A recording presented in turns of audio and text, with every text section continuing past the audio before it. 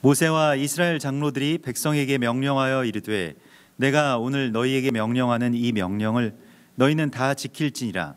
너희가 요단을 건너 내 하나님 여호와께서 내게 주시는 땅에 들어가는 날에 큰 돌들을 세우고 석회를 바르라. 요단을 건넌 후에 이 율법의 모든 말씀을 그 위에 기록하라. 그리하면 내 하나님 여호와께서 내게 주시는 땅 곧 젖과 꿀이 흐르는 땅에 내가 들어가기를 내 조상들의 하나님 여호와께서 내게 말씀하신 대로 하리라. 너희가 요단을 건너거든 내가 오늘 너희에게 명령하는 이 돌들을 에발산에 세우고 그 위에 석회를 바를 것이며 또 거기서 내 하나님 여호와를 위하여 제단 곧 돌단을 쌓되 그것에 쇠 연장을 대지 말지니라. 너는 다듬지 않은 돌로 내 하나님 여호와의 제단을 쌓고 그 위에 내 하나님 여호와께 번제를 드릴 것이며 또 화목제를 드리고 거기에서 먹으며 내 하나님 여호와 앞에서 즐거워하라. 너는 이 율법의 모든 말씀을 그 돌들 위에 분명하고 정확하게 기록할지니라. 모세와 레위 제사장들이 온 이스라엘에게 말하여 이르되 이스라엘아 잠잠하여 들으라. 오늘 내가 내 하나님 여호와의 백성이 되었으니 그런즉 내 하나님 여호와의 말씀을 청종하여 내가 오늘 네게 명령하는 그 명령과 규례를 행할지니라. 아멘. 이번 주 우리 키타보의 말씀은 네가 들어가서 라고 하는 그러한 그 제목의 말씀입니다. 그래서 약속의 땅에 하나님께서 이스라엘 백성들을 이제 들어가게 하시고 들어가서 우선적으로 해야 될 일이 무엇인지에 대해서 이렇게 말씀을 하시고 있습니다. 그래서 먼저는 내가 들어가서 3년 끝 11조를 바쳐라 라고 말씀하시는 그 말씀에서부터 이제 시작이 되거든요. 3년 끝 11조라고 하는 것은 뭐 들어가자마자 경작을 할 수가 없기 때문에 땅을 먼저는 풀어주고 또 경작을 준비하고 또 셋째 해에 그렇게 파종하게 되어서 그래서 마침내 이제 그 소산을 거두고 토지 소산의 만물을 하나님 앞에 가져오게 되는 것을 말하는데요. 그래서 그것을 가장 먼저는 하나님께 드리는 것이고요. 또 하나님께서 그걸 받으실 때에 그냥 그걸 뭐 하나님이 배가 고프셔서 그것을 달라고 하신 것이 아니라 그게 가장 우선적으로 그 성중 안에 있는 그 나그네와 또 고아와 과부에게 그렇게 전해지고 또 그들의 기쁨을 회복하는 것, 그것을 위해서 이제껏 전쟁했고 이제껏 정말로 눈물과 땀을 흘리면서 그렇게 농사를 지었다라고 하는 것을 이제 고백하고 또 그것을 누리라고 말씀을 하시고 있습니다. 그리고 이제 오늘 이 27장에서 이 내가 너희에게 명령하는 이 명령을 너희는 다 지킬지니라 라고 하는 주님의 사명을 우리 가운데 주십니다. 이 사명, 명령, 이러한 말은 히브리 말로는 이제 그 짜바라고 하는데 이 짜바라고 하는 것이 뭔가를 이제 뭐 세우다 혹은 뭐 구성하다, 뭐 짐을 맡기다 이러한 뜻이거든요. 뭐 여러 가지 의미로 쓰입니다. 그래서 하나님이 명령하심에 이 땅이 창조되었죠.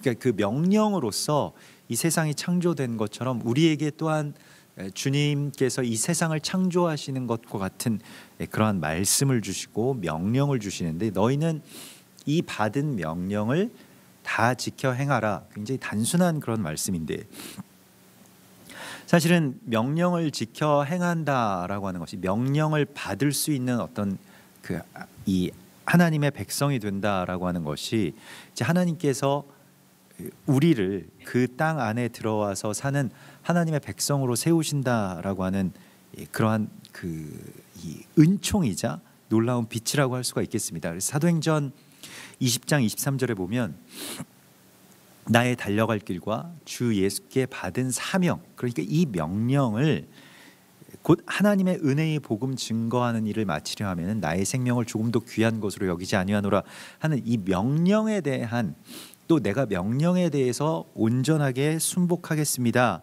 라고 하는 바로 그 고백으로 하나님 앞에 나오라고 말씀을 하시고 있습니다. 그래서 우리가 이 하나님의 명령을 받아서 또 하나님의 명령을 따라서 사는 삶, 이것은 뭐 마치 군인이 명령에 죽고 명령에 사는 것과 마찬가지로 하나님께서 우리를 그의 백성으로 삼으신다라고 하는 것은 그의 명령을 따라서 사는 자들로 세우신다는 것을 의미하기 때문에 우리에게 굉장히 중요한 것입니다.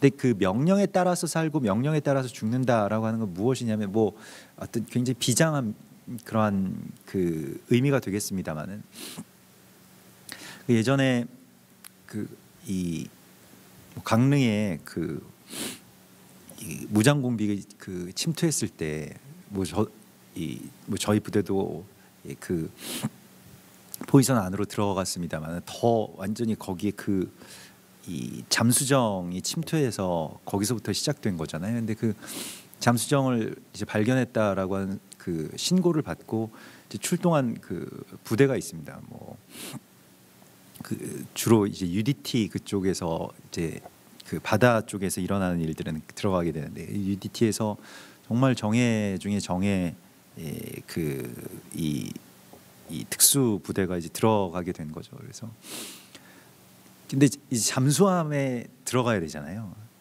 근데 뭐 일반적으로 이제 여기에 들어가면 그 적들이 다 이 폭약 같은 걸 설치해 두어서 다 터져서 죽을 수도 있다. 이게 가장 첫 번째 의심할 수 있는 상황이고요. 일반적으로 이제 그렇게 하죠. 또 안에 누가 그 총을 겨누고 있으면 이게 들어가면서 이게 계속 죽게 되는 겁니다. 그러니까 근데 안 들어갈 수는 없고, 근데 그때 그 들어갔던 분이 나중에 이제 뭐 그 인터뷰를 하는 걸 잠깐 들은 적이 있는데 그때 그 잠수정에 들어갈 때 그 소총도 이제 커서 잠수정은 이제 좁으니까 조그만 이 권총 하나 들고 이제 들어가는 건데 3명이서 먼저 들어갔다라고 하는데요. 그 들어갈 때 어떤 생각이 드셨냐고 했더니 군인은 명령에 살고 명령에 죽기 때문에 아무런 생각을 하지 않았다는 거예요. 그래서 아마도 조금이라도 뭔가를 생각했다면 못 들어갔을 것 같다. 근데 명령이 여기에 들어가서 이 잠수정을 제압하라라고 하는 명령이 있었기 때문에 그냥 그 명령에만 따랐다는 거예요. 만약에 내가 거기에서 생각을 했다면 아내가 그때 만삭이었는데 첫째 딸이 있고, 근데 거기에 대해서는 그러면 그 인터뷰하는 분이 생각을 하지 않았는가, 뭐 그런 생각이 드시진 않았습니까? 그랬더니 만약에 그 생각을 했으면 정말로 못 들어갔었을 겁니다라고 하면서 사실 그 되게 전설 같은 그 UDT의 어떤 뭐 나중에 이제 교관 출신인데 그래서 그 모르는 사람이 없을 정도로 아주 전설인데 그분이 정말 펑펑 우시는 거예요. 그 지금 생각해 보면 그 당시에 그렇게 명령에 살고 명령에 죽고 하는 그 절체절명의 순간 속에서 들어가면 거의 뭐 감사하게도 지금 살아남았습니다만은 거의 죽을 것이 명확한 그런 상황 가운데서도 이렇게 들어갈 수 있었던 것이 어떤 힘이었을까? 저도 오늘 이 명령에 대한 말씀을 이렇게 묵상하면서 하나님의 명령을 따라서 산다라고 하는 것이 뭐 어떻게 해야 그렇게 하나님의 명령을 따라 사는 삶에 나의 생명을 조금도 귀한 것으로 여기지 않을 수 있을까라고 하는 그런 생각을 하게 됩니다. 그리고 오늘 주님께서 우리에게 그 명령을 주신다라고 하는 것의 그 가치를, 그러니까 그게 무게이기도 하지만 내가 가진 가장 큰 영예이기도 하다라고 하는 것을 우리가 알아야 됩니다. 하나님이 아무에게나 명령을 하시겠습니까? 사실 뭐 대한민국에서 뭐 여러 사람들이 있지만 그 잠수정 가운데 들어가라고 아무에게나 명령하겠습니까? 그냥 길 가는 사람에게 붙잡고 너 한번 가보지 않을래? 뭐 이렇게 되는 것이 아니죠. 정말 가장 믿을 수 있는 자, 가장 신뢰하는 자,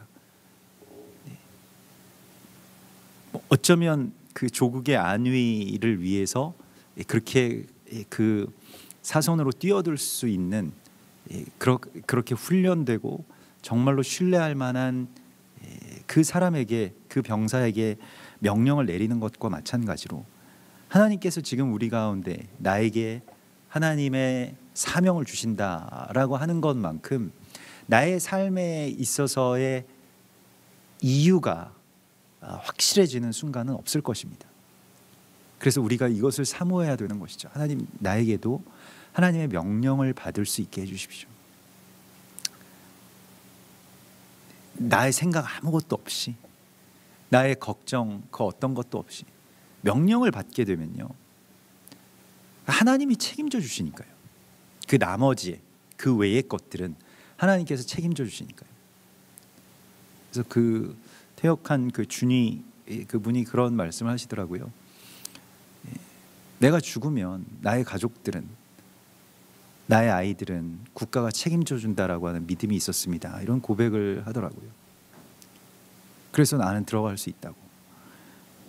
하나님께서 하나님의 명령을 맡은 자들로 우리를 부르시고 또 그 명령에 따라서 내가 살고 죽겠다라고 선포한 사람을 어떻게 생각하시겠습니까? 그래서 하나님이 명령을 내리신다라고 하는 그 명령을 우리 가운데 다 지켜 행하라라고 하는 것을 우리가 사모하는 마음으로 나도 이제 주님의 명령을, 주님의 사명을 받을 수 있는 자가 되게 해달라고. 전에는 내가 스스로 띠띠고 내가 원하는 것으로, 또 내가 할 수 있는 것으로, 내가 하고 싶은 것으로 그렇게 다녔다고 한다면 이제는 주님께서 주시는 그 명령을 따라서 살 수 있게 해달라고. 또 그 명령에 관해서는 내가 나의 생각이나 나의 처지나 상황에 대한 것들을 그 명령을 가로막지 않게 해달라고 우리가 주님 앞에 이제 구해야 되겠습니다. 이것이 주님의 명령을 맡은 자의 권리이고 영예이기 때문에 그렇습니다. 그래서 오늘 2절에 너희가 요단을 건너 내 하나님 여호와께서 내게 주시는 땅에 들어가는 날에 이제 큰 돌들을 세우고 석회를 바르라고 말씀을 하십니다. 이 돌들을 세우는 이유는, 이 돌이라고 하는 것은 그 언약의 징표를 세우는 것이죠. 변치 않는 언약의 징표를 세우는 것이고요. 이 그 큰 돌들을 세워서 석회를 바르라고 하셨을 때, 이 큰 돌들은 이제 이 변개하지 않는 하나님의 언약에 대한 것이고요. 석회라고 하는 것은 이 그 돌 가루를 이제 끓인 것을 말합니다. 뭐 오늘날의 그 뭐 콘크리트나 뭐 시멘트 같은 것들이겠습니다만은, 그래서 이 석회라고 하는 것을 이 수드라고 해서 이렇게 히브리 말로는 무언가를 이제 끓이다라고 하는 그런 뜻인데, 돌을 끓인 것, 그러니까 끓인 돌을 말하는데, 그렇게 되면 돌을 끓이기 위해서는 어떻게 해야 됩니까? 돌을 아주 잘게, 우리가 이 시멘트를 만드는 과정을 생각해 보면 그 석회암을 아주 잘게 정말 고운 가루가 될 때까지 이렇게 부숴 가지고요. 그걸 또 끓여 가지고, 그래서 그게 뭐 어떤 점성이 생기도록 해서 이제 돌에 발라서 굳히게 되는 것인데, 이렇게 이 석회를 바르라고 할 때 우리가 하나님의 이 언약을 받아들이는, 또 변개하지 않는 그 언약을 세우는 자들로서, 또한 이 부드러운 돌처럼, 그러니까 석회를 바른 그 돌과 같이 하나님의 말씀이 새겨질 수 있는 부드러운 마음을 의미하는 것입니다. 그래서 돌에 석회를 바르라라고 말씀을 하시고 있습니다. 그래서 히브리서 3장 8절에 성령이 이르신 바와 같이 오늘 너희가 그의 음성을 듣거든 너희 마음을 완고하게 하지 말지니라. 그러니까 이게 마음이 딱딱하고, 그래서 뭐가 하나님의 말씀이 들어올 어떤 틈이 없는 그런 상태가 아니라 정말 이 백지장과 같이, 그런데 이 백지장은 이제 변개되기 때문에요. 그래서 하나님의 명령, 하나님의 말씀이 새겨질 준비가 되게 하라라고 말씀을 하십니다. 그래서 로마서 12장 2절에서도 너희는 이 세대를 본받지 말고 오직 마음을 새롭게 함으로 변화를 받아 하나님의 선하시고 기뻐하시고 온전하신 뜻이 무엇인지 분별하도록 하라, 이렇게 말씀을 하시는데요. 그런데 하나님의 선하시고 기뻐하시고 온전하신 뜻이 무엇인지 분별하는 그 분별의 능력은 어디에서 오느냐? 그 다음 절에 있습니다. 내게 주신 은혜로 말미암아 너희 각 사람에게 말하노니 마땅히 생각할 그 이상의 생각을 품지 말고 오직 하나님께서 각 사람에게 나누어 주신 믿음의 분량대로 지혜롭게 생각하라. 생각할 그 이상의 것을 품지 말고 믿음의 분량대로 생각할 수 있게 되는 것. 그래서 마음이 새롭게 되고 변화를 받을 수 있는 그 상태 가운데로 들어가게 되는 것, 그게 석회를 바른 돌의 상태라고 할 수가 있겠습니다. 그래서 먼저는 우리가 변치 말아야 될 것이 있죠. 우리가 절대로 변하면 안 되는 것들이 있습니다. 근데 그리스도 예수와로 말미암아서 구원을 얻는다. 십자가 외에는 죄사함의 통로가 없다. 뭐 이러한 것들이죠. 그러니까 변치 않아야 될 어떤 교리, 또 변치 않아야 될 신학, 이러한 것이 있습니다. 이것을 이제 돌이라고 표현을 할 수가 있겠습니다. 그런데 중요한 것은 그 돌 위에 부드러운 돌, 끓여낸 돌, 그러니까 이것은 뭐 변한다라고 하는 측면이 아니고 하나님께서 새겨주실 수 있는 어떤 상태의 부드러운 마음, 성령께서 우리 안에 주시는 그 새 마음이라고 할 수가 있겠는데요. 이것은 내가 이 하나님께서 생각하셔야 할 것들을 생각하지 않는 것, 그것을 이제 분별이라고 성경이 말씀을 하고 있는 것입니다. 그러니까 내 생각이 개입되지 않고 하나님의 뜻이 무엇인지에만 집중하는 바로 그 상태를 부드러운 마음 혹은 석회를 바른 돌이라고 표현할 수 있을 것입니다. 이것이 마지막 때를 만나는 우리에게 너무나도 중요합니다. 오히려 세상은 계속해서 자기 생각을 가지라고 부추기죠. 너는 생각도 없냐? 너는 거기서 어떻게 너의 판단이나 또 너의 생각을 갖지 않을 수가 있냐? 뭐 이런 식으로 이제 우리를 막 부추기게 되는데요. 사실 그러면서 내가 거기서 하나님 노릇하도록 그렇게 만드는 것이 사단의 이야기죠. 근데 정말 우리가 위급할 때, 또 정말 긴박할 때 이제 우리의 권세는 무엇이냐면 여기에 대하여서 내가 마땅히 생각해야 될 것까지만 생각할 수 있는 권세가 우리에게 있다는 겁니다. 그 이상의 것은 주님, 머리 대신 주님의 몫이라는 거예요. 그게 얼마나 자유하고 평안한 일입니까? 주께서 우리 안에서 머리 되실 수 있다라고 하는 것이요. 그래서 나는 여기에 대하여서 정말로 모릅니다. 나는 알지 못합니다. 나는 아무것도 모르오니 주님의 뜻대로 행하시옵소서라고 하는 그 고백 가운데로 들어가라고 말씀을 하시고 있습니다. 그래서 석회를 바른 그 돌 위에 율법의 모든 말씀을 기록하라. 요단을 건넌 후에 그곳에 들어가서 이것을 기록하라라고 말씀을 하십니다. 카타브, 이게 새기고 기록하는 것인데요. 하박국서 2장 2절에서도 여호와께서 내게 대답하여 이르시되 너는 이 묵시를 기록하여 판에 명백히 새기되 달려가면서도 읽을 수 있게 하라. 그러니까 이 기록한다라고 하는 것은 행하기 위해서 기록하는 것이죠. 또 기록하는 것은 확정을 의미합니다. 이제 기록한다라고 하는 것, 여기에다가 새긴다라고 하는 것은 이 말이나 생각이 공허하게 흩어지고 그냥 뭐 지나가서 망각되고 이러한 것을 넘어서서 여기서 이 하나님의 말씀과 명령을 확정해라 라고 말씀을 하시고 있습니다. 그래서 그 마지막 때를 여는 어떤 이 명령 가운데 하나가 기록하라라고 하는 것이고요. 계시록 1장 19절에 보면 그러므로 네가 본 것과 지금 있는 일과 장차 될 일을 기록하라. 물론 이건 뭐 기록으로 남기라. 그래서 다른 사람들이 볼 수 있게 하는 것도 역시 기록의 의미가 되겠습니다마는 이것이 참됩니다라고 하는 고백과 또 이것이 그래서 주 안에서 확정되었고 내 안에서 확정되었습니다라고 하는 결단이 이 기록 안에 있는 것입니다. 그래서 요한계시록 21장 5절에 보면 보좌에 앉으신 이가 이르시되 보라 내가 만물을 새롭게 하노라 하시고 또 이르시되 이 말은 신실하고 참되니 기록하라 이렇게 말씀을 하십니다. 그래서 하나님의 말씀이 신실하시고 참되십니다. 변개하지 않을 것입니다 라고 할 때 우리가 이제 기록한다는 겁니다. 그래서 우리가 뭐 성경을 필사하자, 성경을 뭐 기록으로 남기자라고 하는 그러한 말씀이라기보다는 말씀을 우리의 삶 가운데서 확정하고 또 선포하고 변개치 않고 또 이것이 영원한 하나님의 언약으로 우리 가운데 주어졌음을 이제 우리에게 선포하라고 말씀을 하시고 있습니다.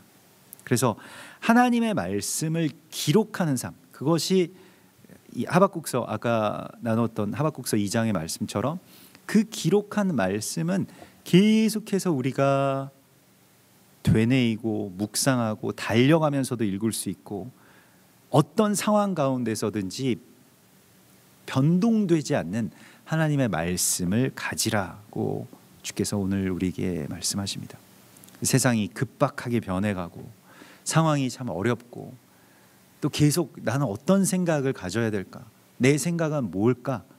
나는 이럴 때 어떻게 해야 될까라고 하는 어떤 그런 많은 질문들 가운데서 주님의 말씀이 새겨진 나의 육신, 주님의 말씀이 내 안에 온전하게 새겨질 수 있게 해달라고 주님 앞에 우리가 구하여야 됩니다. 그리고 주님께서 오늘 우리에게 요단을 건넌 후에, 그러니까 그 땅에 들어가서 말씀을 기록하라, 말씀을 기록하는 자들이 되라고 계속해서 우리에게 말씀하고 있습니다. 이것은 세상의 말씀을 막 변개하고요, 그리고 자기 구미에 맞게 하나님을 막 깎아 만들고요. 그래서 원래 하나님 그런 분이시지 않은데도 불구하고, 물론 뭐 그런 면모가 있을지는 모르겠는데 나머지의 것들을 이제 깎는 것을 말해요. 그래서 깎아 만든 우상을 만들지 말라고 주님께서 말씀하신 것이죠. 근데 세상이 그렇게 막 변개되어 갈 때 그걸 끝까지 지키는 자가 되라고 말씀을 하십니다. 그래서 이게 변개하지 않는, 또 하나님의 말씀을 변형시키지 않는 것을 말합니다. 그래서 내 하나님 여호와께서 내게 주시는 땅, 곧 젖과 꿀이 흐르는 땅에 내가 들어가기를 내 조상들의 하나님 여호와께서 내게 말씀하신 대로 하시리라. 어떻게 하면요? 율법의 모든 말씀을 그 위에 기록하면 그렇게 들어갈 수 있게 해주시겠다라고 말씀을 하십니다. 기록한다라고 하는 이 확증하고 확정하는 것, 그것이 가장 먼저 우리가 해야 될 일이라고 말씀을 하시고요. 그러면서 좀 더 구체적으로 오늘 4절에서는 너희가 요단을 건너거든, 그러니까 우리가 이건 요단을 건넌다라고 하는 것은 하나님의 나라를 지금 실제로 살아가는 것을 말합니다.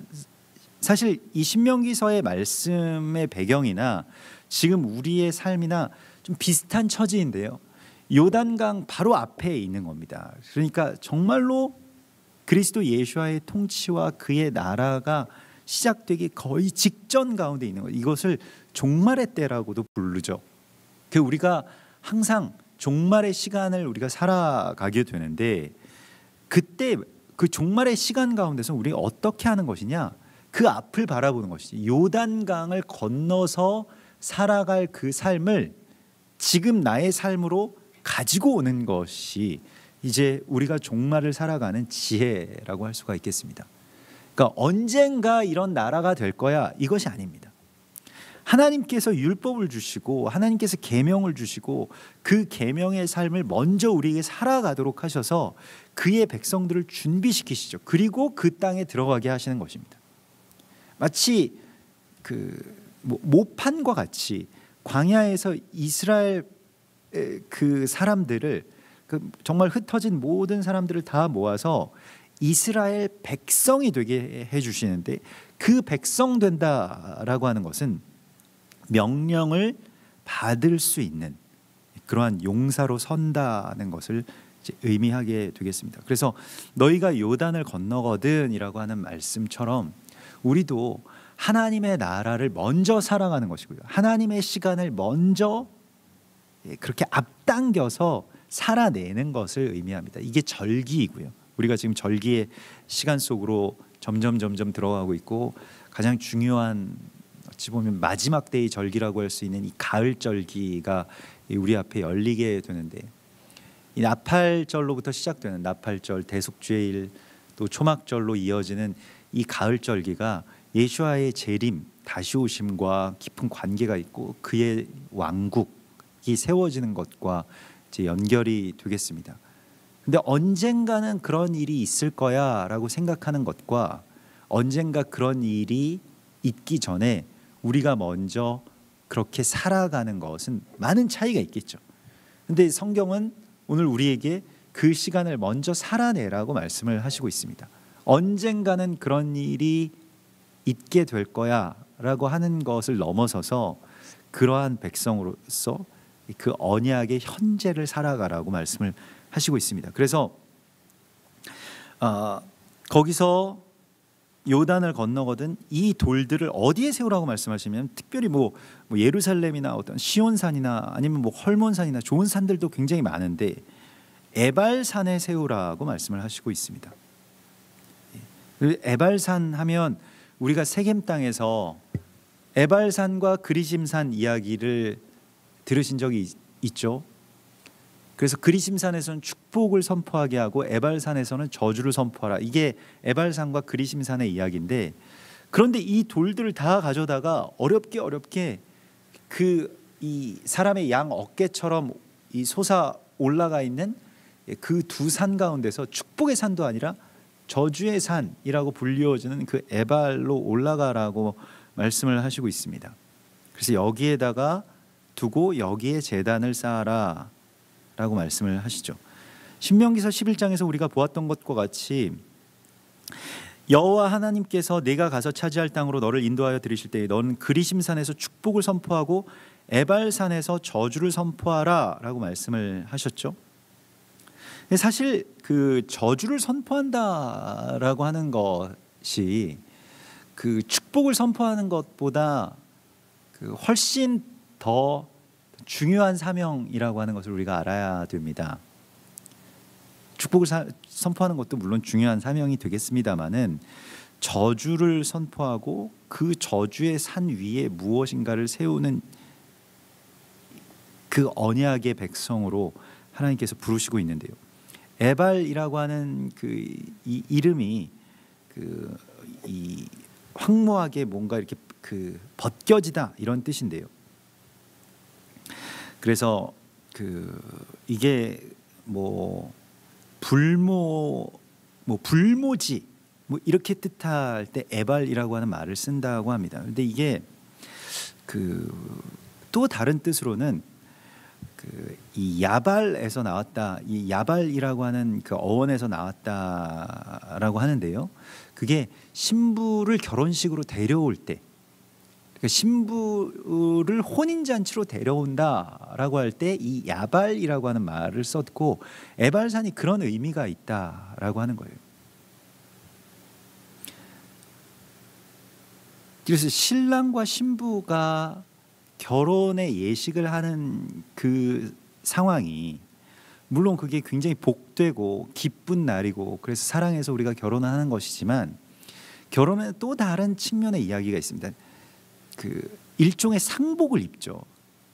수의 같은 흰색 옷, 검은색 이 연미복, 이렇게 이 신부와 신랑이 그런 옷들을 차려입고 이제 결혼의 약조 가운데로 들어가게 되는데, 그러한 것이죠. 그러니까 죽음만이 이 언약을 깰 수 있습니다. 이 정도의 어떤 그 각오로 이제 결혼을 하게 되는 것인데, 오늘날은 굉장히 인스턴트식으로 그냥 뚝딱뚝딱 결혼을 하는 경우도 있습니다만은, 결혼의 본래 의미는 언약의 체결이죠.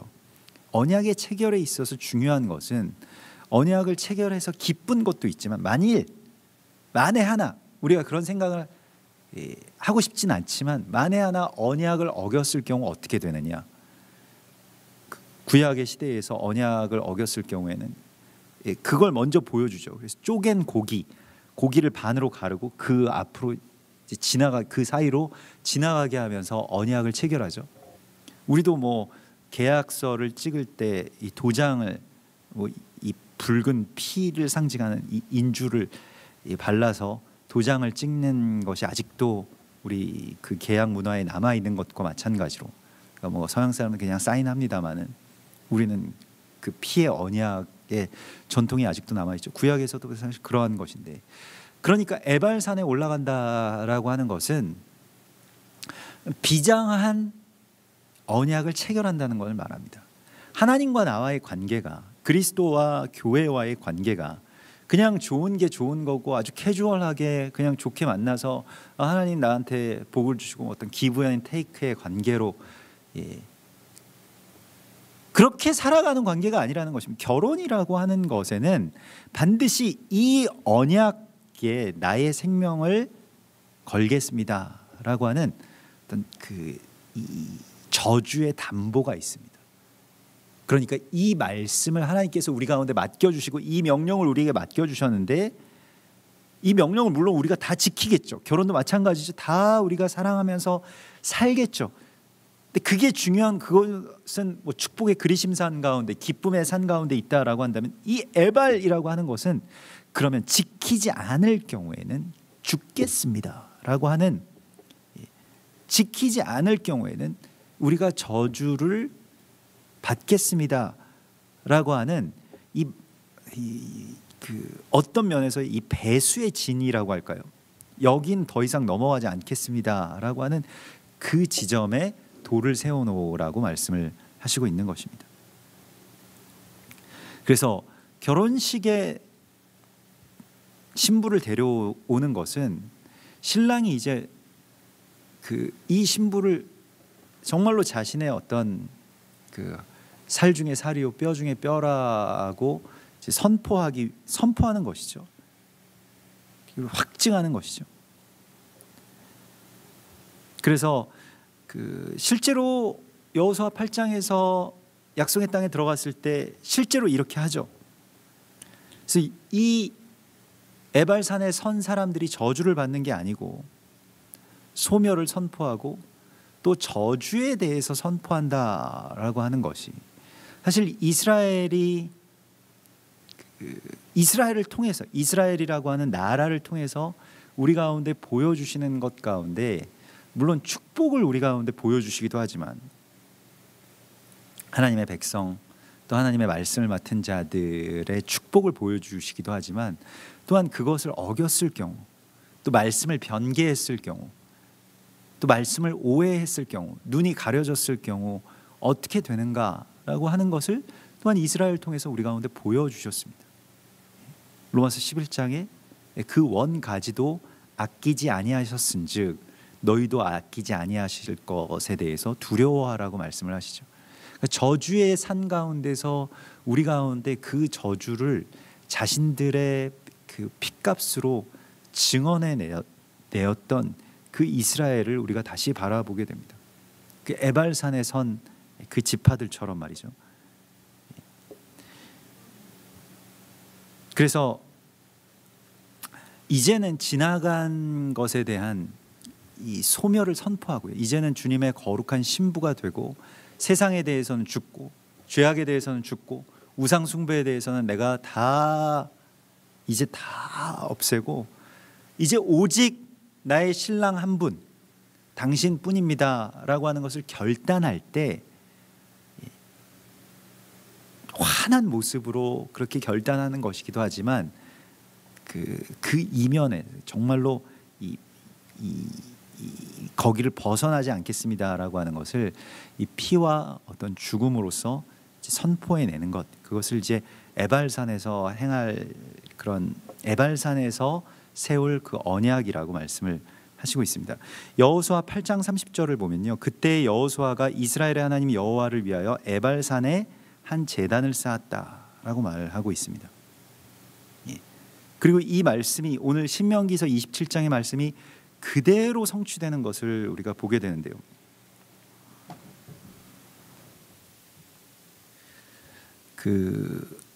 오늘 6절에 보면 5절과 6절에 보면 거기서 내 하나님 여호와를 위하여 제단 곧 돌단을 쌓되 그것에 쇠 연장을 대지 말지니라 이렇게 말씀을 하십니다. 그래서 돌단을 쌓는데요, 연장을 대지 않은 돌, 그러니까 다듬지 않은 돌로 제단을 쌓으라고 말씀을 하시고 있습니다. 이 연장이라고 하는 쇠 연장이라고 하는 것이 돌을 다듬기가 용이하죠. 철. 그래서 이게 바르젤이라고 하는데 이 바르젤에서 나온 말이 이제 블레셋입니다.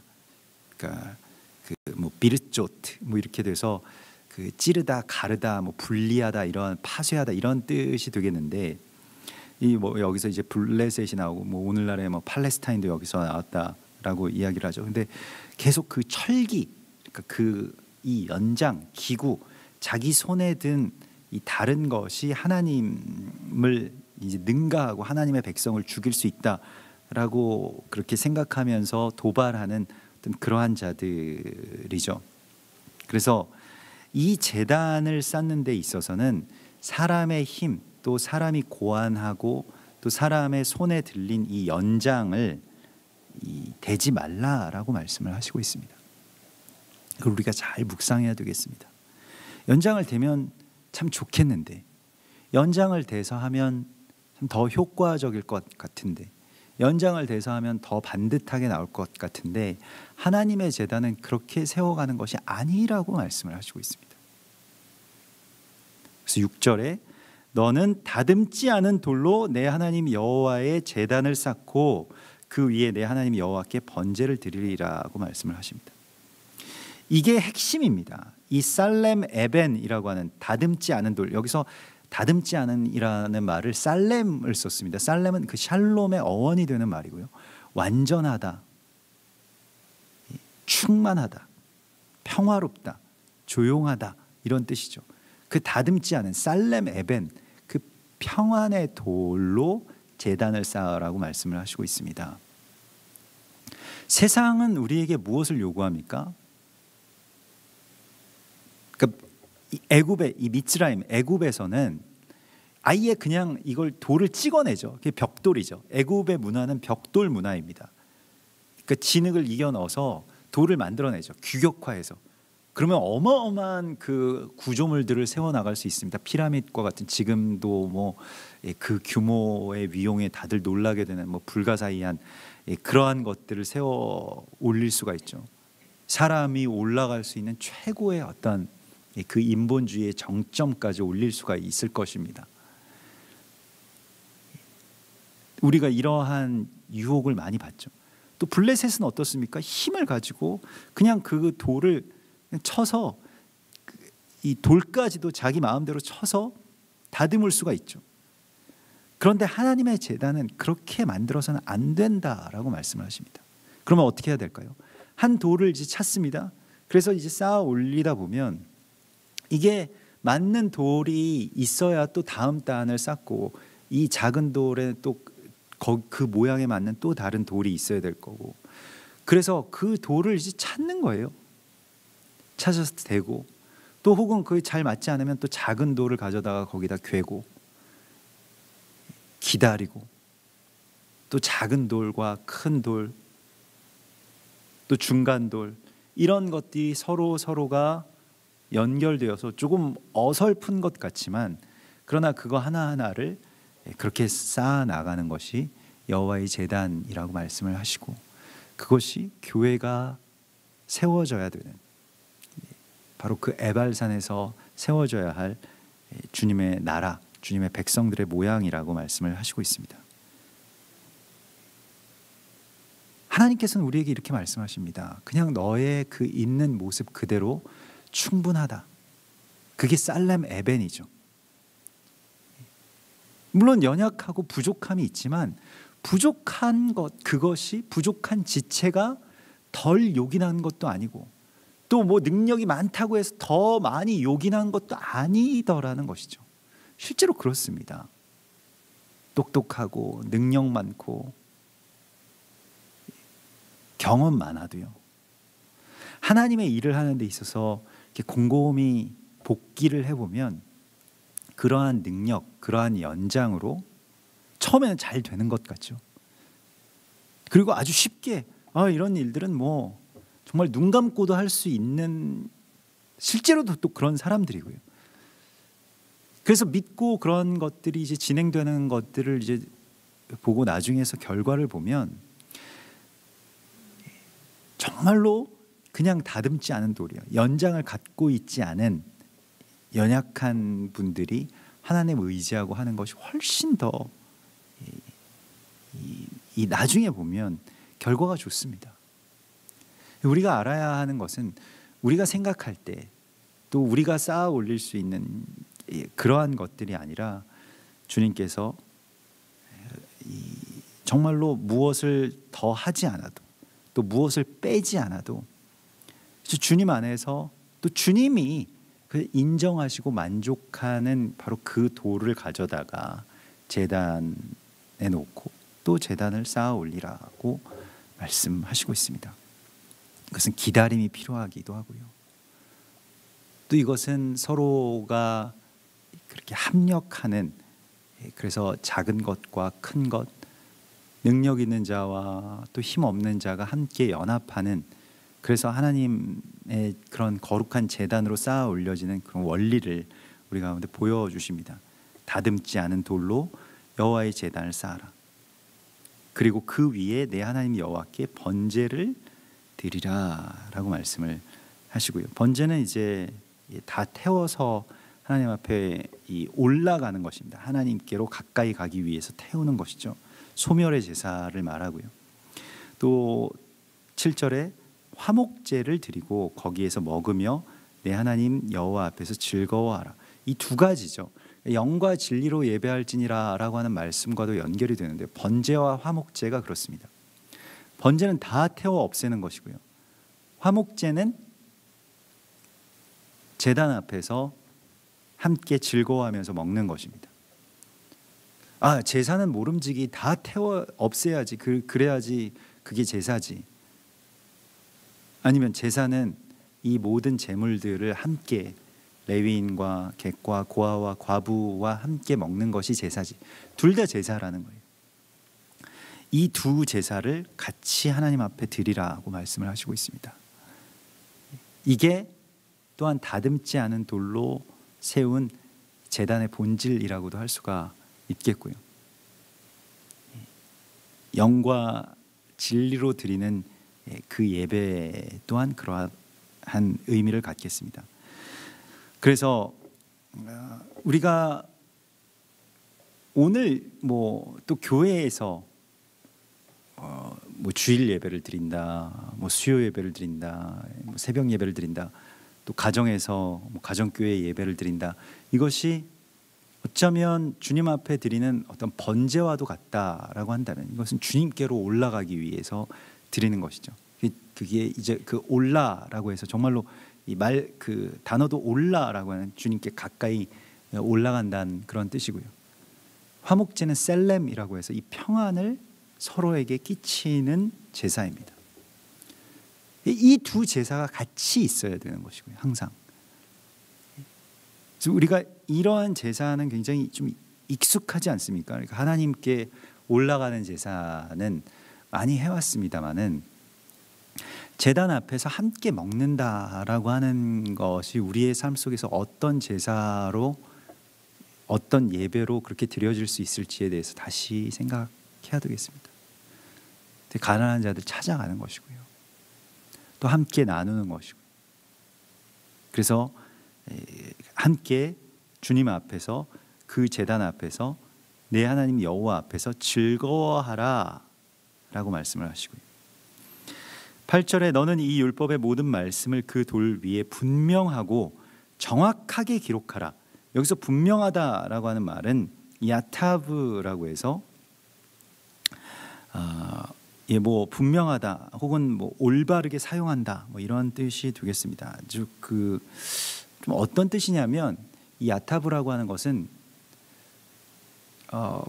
받아서 그냥 받아서 내팽개치는 것이 아니라 받아서 굉장히 소중하게 이걸 여겨가지고 좋은 것으로 만드는 것을 말합니다. 그래서 이게 하나님의 말씀을 우리가 받는 어떤 자세에 대한 것인데요.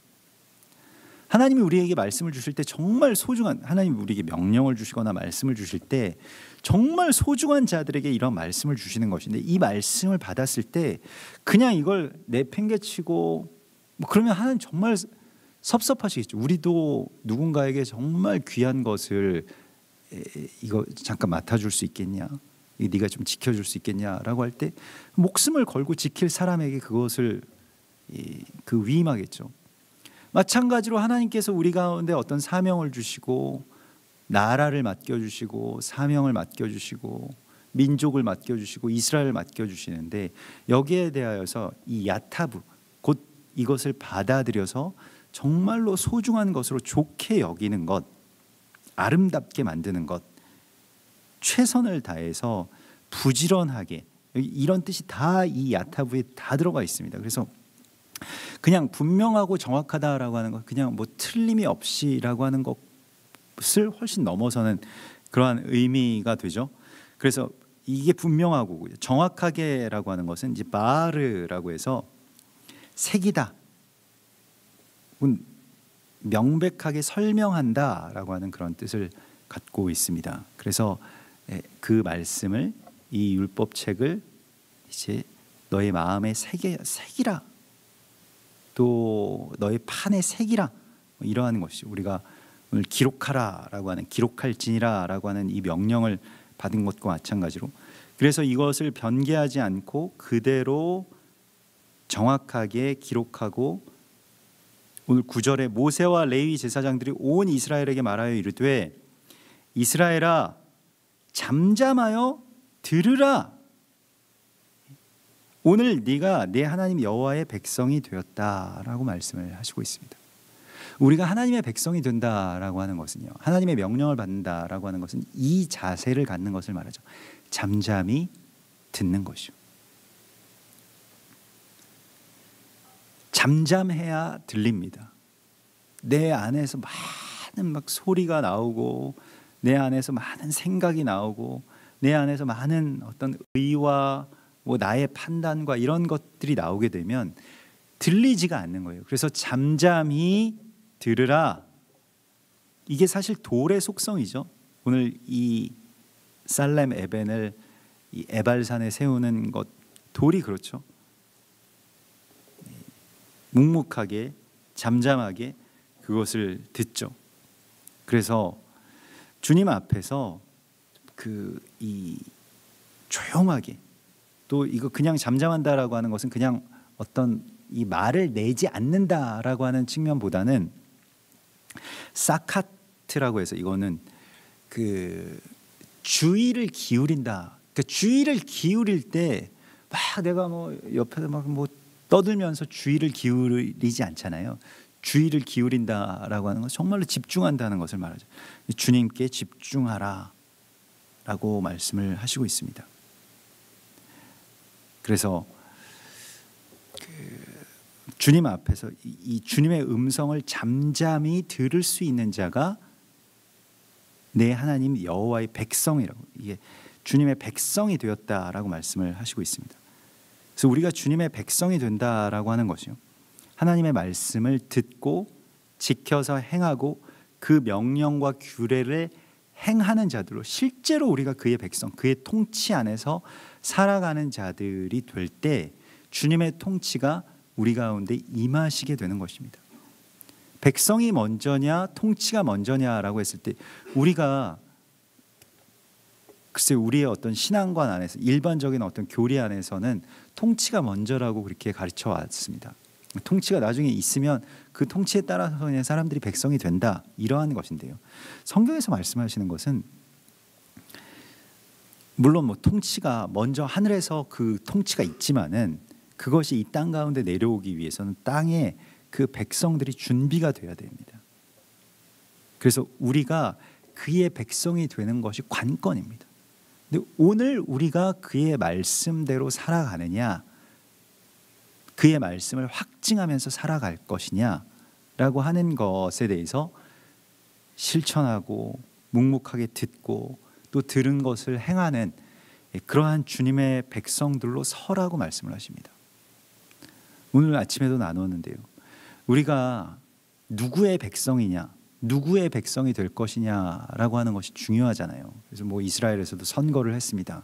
그래서 지금 뭐 리쿠드 당이냐, 뭐 아니면 뭐 간츠 당이냐, 뭐 이렇게 이 거의 비등하게 나뉘어 가지고 이제 더 이상 아마도 네타냐후가 더 이상 못 가지 않겠냐, 뭐 이런 예상들도 있는데 저는 모르겠습니다. 뭐 그렇게 비등하게 될 때 정말 여러 가지 그 역학들이 다 겹쳐 있더라고요. 이게 재선거를 하게 된 결정적인 일이 물론 뭐 네타냐후의 어떤 그런 뭐 정치적인 이 세력이 좀 약화된 것도 있습니다만은 이 결정적인 방아쇠가 된 것이 어떤 일이냐면 정통 유대인들, 그러니까 종교적인 유대인들을 군대 보내야 된다. 이런 여론들이 너무 많아져 가지고요. 사실 그 정통 유대인들이 그 이스라엘 건국 시기에는 뭐 아주 소수였기 때문에 그냥 당신들은 그냥 율법 연구하고 우리 국민으로 그렇게 살아가는데, 정통 유대인들은 이제 아직 성전이 회복되지 않았으면 이게 나라가 아니다 라고 그 말씀 그대로, 그래서 우리는 이 현대 이스라엘에 복무할 수 없다, 여기에 군인이 될 수 없다, 뭐 이런 그 생각을 갖고 있었기 때문에 그냥 그걸 인정해 줬습니다, 초창기에는. 근데 이게 너무 그 사람들이 많아지고 전체 인구에서 많은 부분을 차지하고 세금으로 그 사람들도 먹여 살려야 되고 이런 문제들이 있기 때문에 다른 거 아무것도 안 하고 그냥 오로지 토라 연구만 하고 뭐 종교 이 절기만 지키고 이러는데 나라 세금이 다 들어가는데 국방의 의무도 하지 않는다. 그런데 이거에 대해서 어떻게 좀 법을 개정해서라도 군대는 그래도 갈 수 있게 해야 되지 않겠느냐, 뭐 이런 것이 이제 이슈가 돼가지고요. 그래서 그 반 네타냐후 파에서 이 종교인들을 군대에 보내자라고 하는 것을 공약으로 내걸면서 이제 이런 일이 이제 촉발이 되게 된 거죠. 그래서 뭐 선거를 다시 했는데 아직도 뭐 결론이 지금 나지 않고 뭐 누가 하나 막 이렇게 뭐 다수가 되고 뭐 어떤 정부가 출범하겠다 이렇게 지금 되지 않는 어떤 그러한 이 상황입니다. 굉장히 어떻게 보면 불안정한 상황이죠. 선거라고 하는 것이 내가 누구의 백성이 되겠다라고 하는 것을 이제 결단하고 결정하는 어떤 그런 행위라고 한다면, 우리가 오늘 주님께서 우리에게 말씀하신 것은 우리가 하나님의 백성이 되는 것에 대해서요. 정말로 실제적인 하나님의 나라의 백성에 대해서 우리에게 꿈꾸라고 말씀하십니다. 또 실제로 그것이 우리의 삶 가운데서 우리의 생활 가운데서 이루어지게끔 하라고 말씀을 하십니다. 교회가 그걸 해야 될 것 아닙니까? 하나님의 백성들이 그것에 대한 사명을 놓고 그냥 세상에 뭐 누구의 다른 사람의 백성이 다른 정당의 백성이 되겠다, 이것이 아니고 하나님 나라의 백성으로서 살아가는 것을 우리가 실제로 살아가는 것. 그래서 오늘 네가 나의 백성이 되었다라고 말씀하시죠. 오늘, 항상 성경은 그 말씀들이 내일 아니면 모레 아니면 언젠가는이 아니고 오늘 내 명령을, 내가 너에게 말씀한 모든 말씀과 명령을 네가 지켜서 행하라. 그리하면 너희가 나의 백성이 된다라고 말씀을 하시고 있는 것입니다. 우리는 그의 백성입니다. 그의 백성들은 마음을 다하고 뜻을 다하고 힘을 다해서 하나님을 사랑하고 내 이웃을 내 몸과 같이 사랑하는 그 계명을 지키는 자들이고, 그 사명을 위해서 자신의 목숨을 바치는 자들입니다. 더 많은 생각을 할 필요가 없습니다. 더 많은 말씀을 알 것도 없습니다. 그래서 주님께서 우리 가운데 주신 이 명령에 온전하게 순종하기까지, 우리 가운데 주신 이 사명의 길들 속에서 오늘 나에게 주신 이 말씀을 내가 어떻게 지키며 살아갈 것이냐라고 하는 것에 대해서 우리가 다시 한번 결단하고 또 주님 앞에서 정말로 하나님의 백성이 되는 그런 놀라운 역사를 하나님께서 오늘 우리에게 열어주실 것입니다. 요한계시록 21장 3절에 내가 들으니 보좌에서 큰 음성이 나서 이르되 보라 하나님의 장막이 사람들과 함께 있음에 하나님이 그들과 함께 계시리니 그들은 하나님의 백성이 되고 하나님은 친히 그들과 함께 계셔서 모든 눈물을 그 눈에서 닦아주시니 다신 사망이 없고 애통하는 것이나 곡하는 것이나 아픈 것이 다시 있지 아니하리니 처음 것들이 다 지나갔습니다. 주님이 우리와 함께 하시고 우리가 그의 백성이 되고 우리의 눈물을 닦아주시고 우리의 애통함을 다시 이제 하나님의 기쁨으로 만들어주시는 그 하나님 나라의 백성으로서의 삶을 오늘 우리에게 살아가라고 말씀하시고 있습니다. 우리 같이 기도하겠습니다.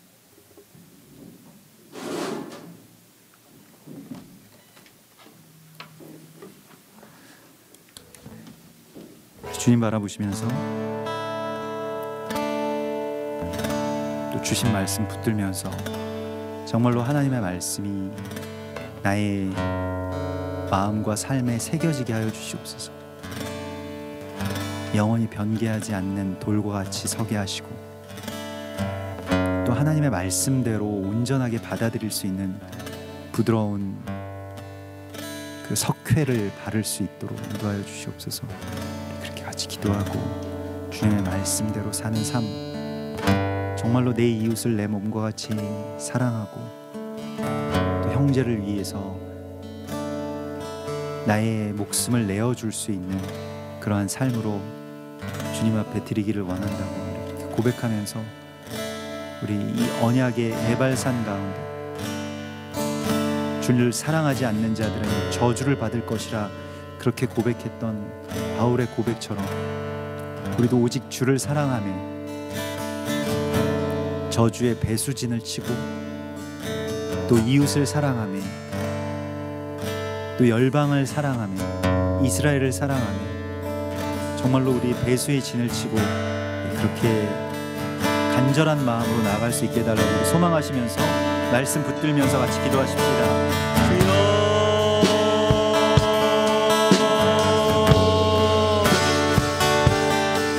주여, 우리가 하나님의 백성으로 온전하게 살기를 원합니다. 주여,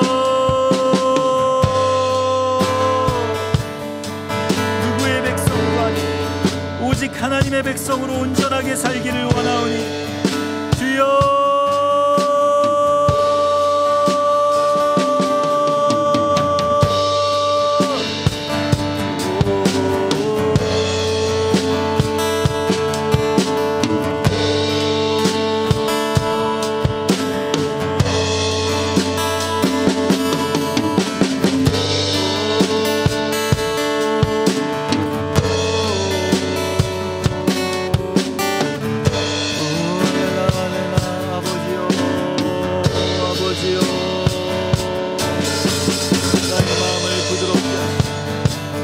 주의 명령에 살고 주의 명령에 죽을 수 있는 자가 되게 하여 주옵소서. 주여, 지혜를 주시옵소서. 주여, 나의 뜻이 아닌 오직 주의 지혜로만 살기를 원합니다. 주의 말씀으로만 살기를 원합니다. 주여,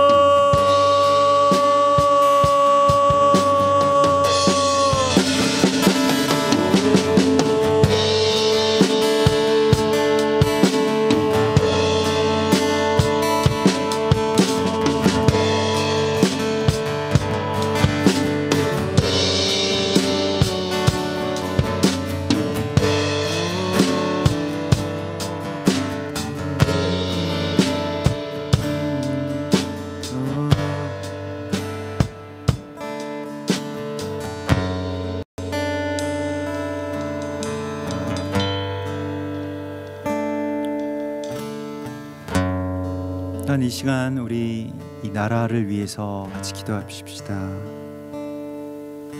나라가 정말로 하나님께서 세워주신 나라이고 또 하나님의 사명을 맡은 나라인데 우리가 온전히 주의 나라에서 또 주님의 말씀을 지키고 또 맡은 자들로서 또 열방을 구원하며 또 이스라엘을 회복하는 그러한 귀한 사명에 온전하게 합당한 그런 주의 백성 되게 해달라고 같이 기도하고, 또 이 나라의 여러 가지 어려움들, 또 어지러움들, 또 분단된 이 모든 상황 속에서도 오직 주께서 우리를 온전히 건져주시고 새롭게 하시고 모든 근심을 변화시켜서 또 주님의 기쁨의 옷으로 입혀주실 것을 우리 믿음으로 선포하면서 이 나라와 민족 가운데 주님 새로운 소망으로 차게 하여 주시고 또 새로운 결단으로 우리가 온전히 들어갈 수 있게 하여 주시옵소서.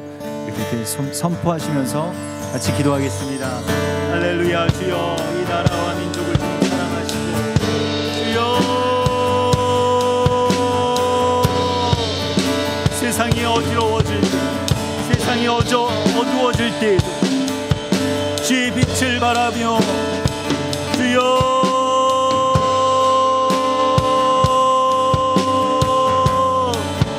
우리가 주를 구하며 나아가오니 주여 우리에게 주의 은총의 빛을 비추소서. 주여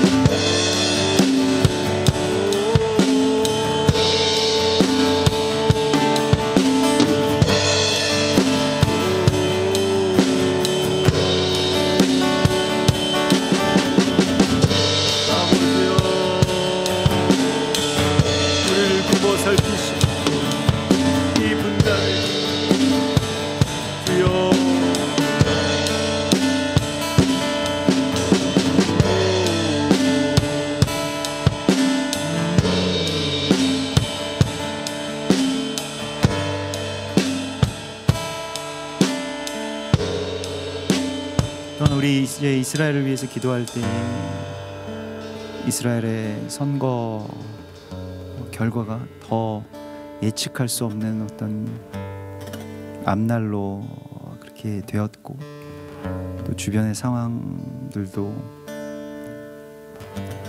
또 이란이 연루된 또 사우디 석유 시설 폭격이라든가 또 가자 지구에서 계속해서 미사일이 날아오는 그런 상황 속에서 정말로 그 백성들을 주님께서 지켜달라고 또 그 백성들로 하여금 그리스도 예수아를 알게 하시고 또 그를 찬송케 하소서. 우리가 이렇게 같이 기도하고 또 그 땅에 살아가고 있는 모든 우리의 믿음의 동역자들, 메시아닉 유대인들 또 선교사님들 위해서 우리 같이 그분들 얼굴 떠올려 가시면서 또 이름 불러가면서 이스라엘을 위해서 같이 기도하겠습니다. 할렐루야. 주여, 주여, 주의 백성들에게 주여 주의 나라가 온전하게 세워질 수 있게 주여 이 땅에 어떠한 체제나 주여 어떠한 정치적인 주여 그러한 것들이 아니라 주님께서 세워주시는 주님의 나라가 온전하게 설 수 있도록 때로 주님께서 고레스 왕국 느부갓네살 왕도 쓰셨던 것과 주여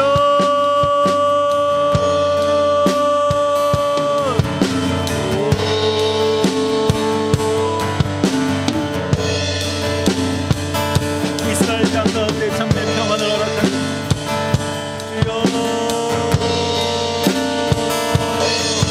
그 땅 가운데서 주를 믿는 사람 주여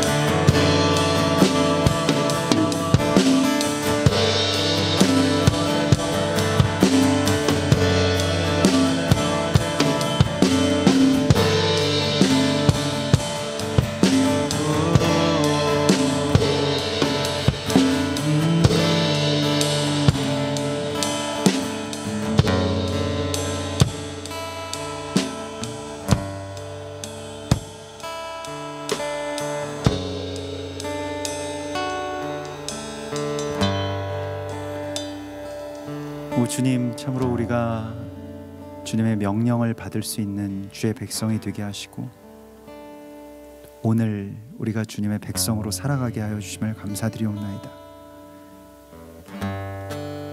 먼 미래로만 미뤄왔던 하나님의 나라를 우리의 오늘에 살아갈 수 있도록 인도하여 주시옵소서.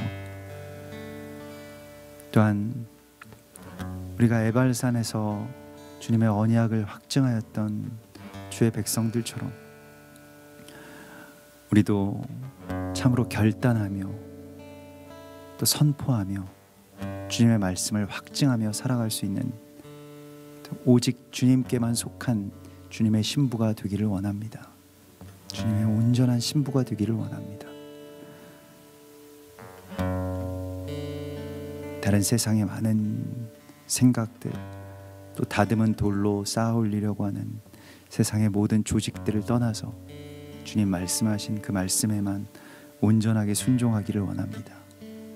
주님의 명령만을 따라서 더욱 사랑하며 섬기며 주님을 예배하기를 원하오니 주여 이 모든 주님의 일들을 우리 안에서 이루어 주시옵소서. 오늘 이 시간 우리가 기도하고 또 간절하게 부르짖은 이 부르짖음에 주님 응답하여 주실 것을 믿습니다. 이 나라를 주님께 온전하게 의탁합니다. 또한 저 이스라엘 땅을 주님께서 살려주실 것을 믿습니다. 주님의 뜻대로 또 어떤 통치자가 서든지 주님께서 그 때에 맞게 또 주님의 역사의 주관을 맡겨주실 것을 믿습니다. 주님을 온전히 신뢰하오니 기다리고 또 순종하며 주님 말씀하신 대로 온전히 나아갈 수 있기를 구하오니 주님이 인도하여 주시옵소서. 거룩하신 예수와 메시아의 이름으로 감사하며 기도드리옵나이다. 아멘. 하늘에 계신 우리 아버지시여, 이름이 거룩히 여김을 받으시오며 나라의 임하옵시며 뜻이 하늘에서 이룬 것 같이 땅에서도 이루어지이다. 오늘날 우리에게 일용할 양식을 주옵시고 우리가 우리에게 죄 지은 자를 사하여 준 것 같이 우리 죄를 사하여 주옵시고 우리를 시험에 들게 하지 마옵시고 다만 악에서 구하옵소서. 대개 나라와 권세와 영광이 아버지께 영원히 있사옵나이다. 아멘.